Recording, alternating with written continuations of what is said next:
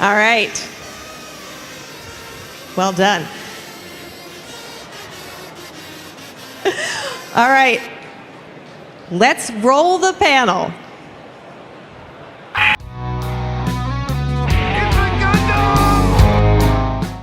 I had taken shrooms to give myself the courage needed to beat this dead horse one more time. So here we go. From the beginning, everyone who saw Star Wars Celebration when the cast was interviewed for the Acolyte, everyone viewing this broadcast knew that it was dead on arrival. I remember how much smug energy Leslie Headland had as she walked down the runway. Just try to treat everything as if we're on RuPaul's Drag Race. That's kind of like my... Just work the runway, work the runway. Woman-centered world, which I was very excited to kind of be in that, because I feel like Star Wars is very like patriarchal. So. But if you can't look and see that Anakin blowing up the Death Star possibly killed millions and millions of people, I'm gonna get in trouble for saying this. Oh my God, this is a goddamn nightmare. After the subsequent release and failure of Star Wars The Acolyte, Leslie Headland started making outlandish claims that she'd invented the coconut and that her show had surpassed all other iterations of Star Wars. The Acolyte showrunner, Leslie Headland, believes Star Wars series' final fight scene tops The Phantom Menace and The Matrix. However, according to Headland, Soul Showdown is not just one of the best fights of the series, but of Hollywood overall. Speaking to her creative process in bringing this scene to life, Headland told Collider's Maggie, who gives a shit, Chris Qua and I, we were shooting for immortality. We were like, we're effing going for it. We want to top the Duel of Fates from The Phantom Menace. We want to top the train station in The Matrix. We will settle for nothing less. I will leave it up to the viewer as to whether or not we have achieved that. Computer says no. Well, judging by the recent cancellation, survey says no. She also made another ridiculous claim. Leslie Headland says that Disney's Star Wars series was tonally inspired by Cowboy Bebop. This is true if you compare it to the Netflix version and not the cult classic anime. Headland highlights her Homer Simpson style of creativity and some bizarre attempt at damage control. What I mean by that is, in one episode of The Simpsons, Homer's brother gives him millions of dollars to create a car that no one wanted, and it bankrupt his brother's company. Disney gave Leslie Headland $200 million to create a fanfiction that copied ideas from so many other successful shows and movies that she ended up creating a mess, just like the Homer car. At this point, Leslie was going for broke, was blowing Hulk Hogan kisses at the RNC, and it clearly warped her mind. And she figured now was as good as time as any to go off the deep end. For all extensive purposes to Star Wars fans, Leslie Headland is a domestic terrorist, and Kathleen Kennedy is the CIA agent supplying her with a weapons cache. Star Wars Acolyte can be described as a slow-speed car crash that manages to kill the careers of everyone involved. It features characters whose motivations made little to no sense. In fact, it made less sense than King Cobra after a case of Guinness with a side of duster. God damn it! The costume design was inspired by the Spirit of Halloween summer sale, the wooden acting of Amanda Steinberg, whose resting bitch face covers a myriad of emotions. If Headland was in front of me right now, I'd say, you better take a sip, you sleazy asshole. But let's fast forward, or not, who knows, it doesn't matter, time is relative. A gay journalist from The Warp claimed, I want to ask you both because this is, I would say, arguably the gayest Star Wars, I think, by a considerable margin. And are you excited about that? Are you ready? In the arms of the angel.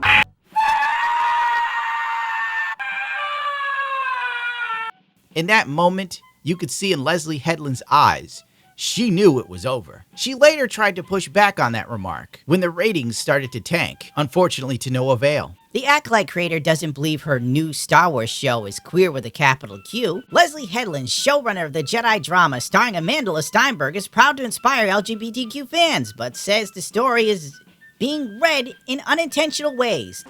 It's too early in the morning, sis! This is too early! The long and the short of it is, because I've done this article before months ago, she was saying that the lesbian witch moms weren't exactly lesbians. They were really close friends that happen to have kids together. You do the math. Then to own the trolls, Amanda Steinberg put out her hit piece, Discourse, a song and dance number that only highlighted her hubris and her lackluster singing that was overshadowed by her bad dancing. That's right, the Nepo baby living in a mansion with $1 billion corporation behind her was the revolutionary. I love her lack of energy. Go girl, give us nothing. I don't know. I got nothing for you, man. I just tell it like it is. If there was a hell, Star Wars fans were surely in it. How did we get here, I ask myself. Star Wars like chivalry is dead, and women killed it. Change my mind. Stop him! With so much focus on diversity and representation, someone should have remembered to come up with a coherent story. And that's coming from the man who wrote this. It was the Bud Light situation all over again, but in a galaxy far, far away. The only thing the Acolyte was missing was a walk-on role for Dylan Mulvaney. Needless to say, before I knew it, I was making fun of Star Wars again, hoping to make a little money to make up for all my bad spending choices. On August 19th, the Acolyte was canceled. And in an age of never-ending crushing defeats, this felt like a victory. To everyone except Kathleen Kennedy and the Disney adults crying on Twitter. The Acolyte being canceled is just another example of toxic internet hate. The show never got a chance to breathe, and half the people hating on it never even watched an episode. It's not my favorite Star Wars piece of content, but it certainly didn't deserve to be axed. Disney cares about profit, little dude, which the show didn't turn. It's not bigoted, it's just business. Now grow up. I'm really tired of sharing the franchise I love with toxic, misogynistic, immature racists, and constantly seeing them be catered to, even though the rest of us have been here all along, wanting new and fresh stories that connect deeply with us. Everyone who didn't like the Acolyte was a misogynist and a racist and a homophobe. These are the talking points of a distressed Twitter user having a tantrum. Star Wars hasn't catered to legacy fans since Disney took over. The last 10 years, Disney has tried and failed to turn Star Wars into a lifestyle brand, with heavy focus on trying to build a female fan base. If they were catering to the so-called toxic fans, we would have Luke Skywalker fighting Thrawn and not Ahsoka.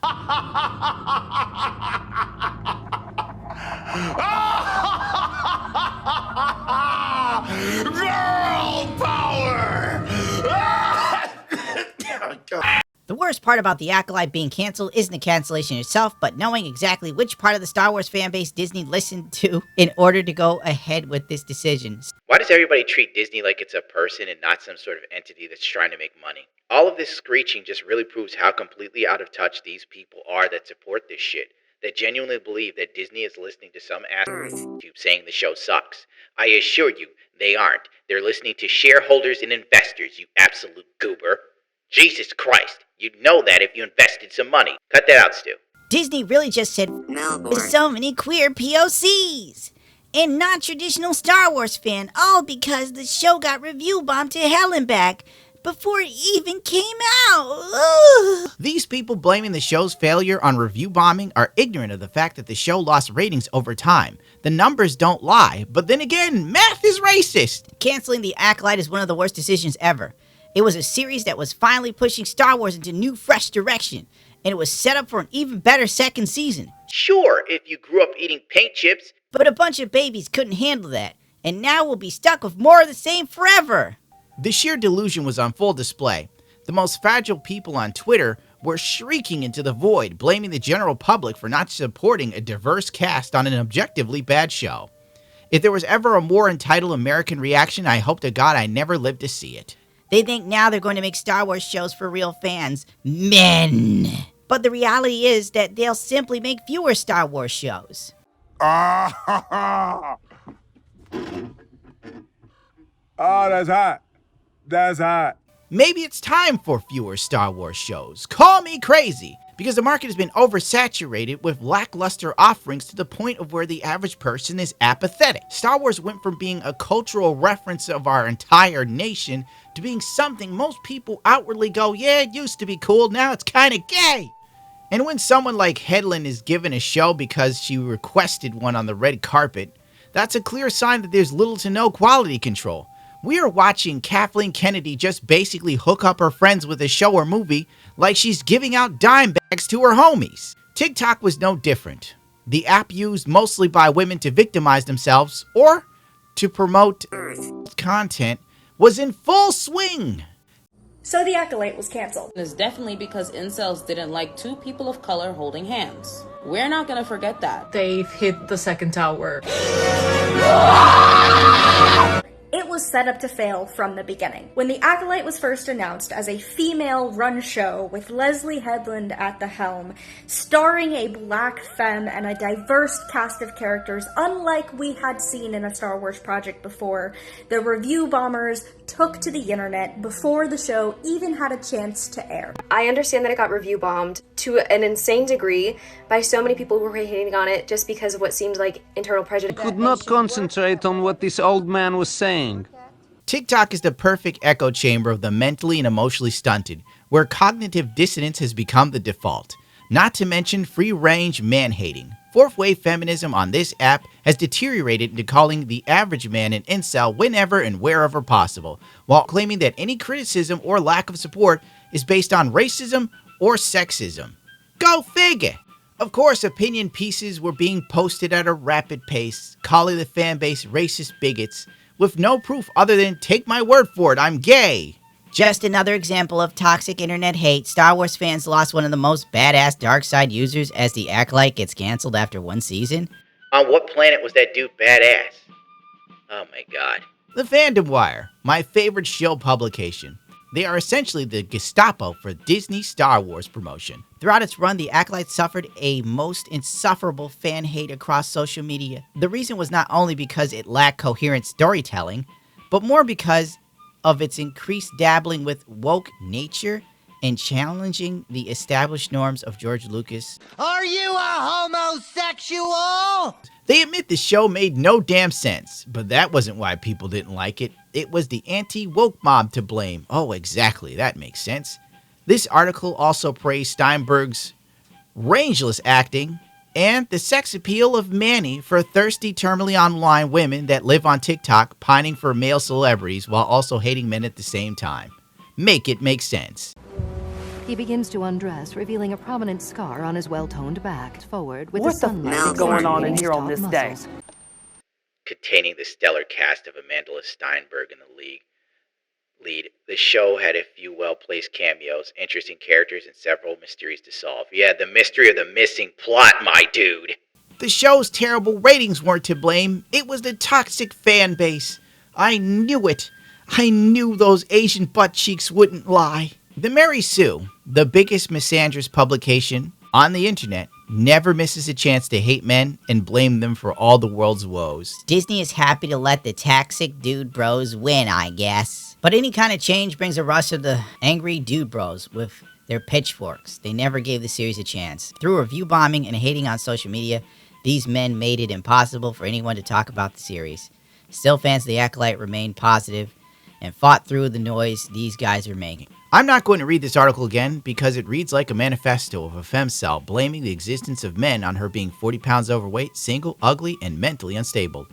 Stop him! The long and the short of it is, in this article, the dude bros and YouTube got Acolyte canceled in some bizarre world where Disney cares what shitlords like me think. This article was more about the author's anger with popular YouTubers having a huge viewer base that agrees with them than anything else.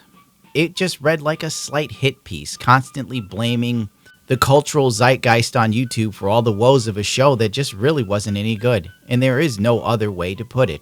The Acolyte getting canceled is another win for toxic fans. It's funny, my bank account isn't any bigger. Where's my win? Stop me if you heard this one before. Star Wars delivered a bold new entry that asked tough questions about the franchise, only for toxic fans to freak the hell out, make a lot of noise, and get what they think they want.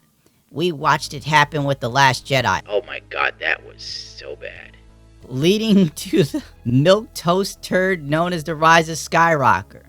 Oh, so now The Rise of Skywalker is bad. I remember when it came out, everyone who said it was bad was toxic and hated women. And now, history is repeating itself with The Acolyte. On Monday night, Lucasfilm officially confirmed Season 2 is dead in the water, making The Acolyte the first Star Wars / Marvel series to get canned on Disney Plus without getting too into the... Wait, what about Willow? Willow came out, and then it got memory hold. This has happened before. Oh, but the difference is Willow didn't have a hot naked Asian dude and a black woman holding hands.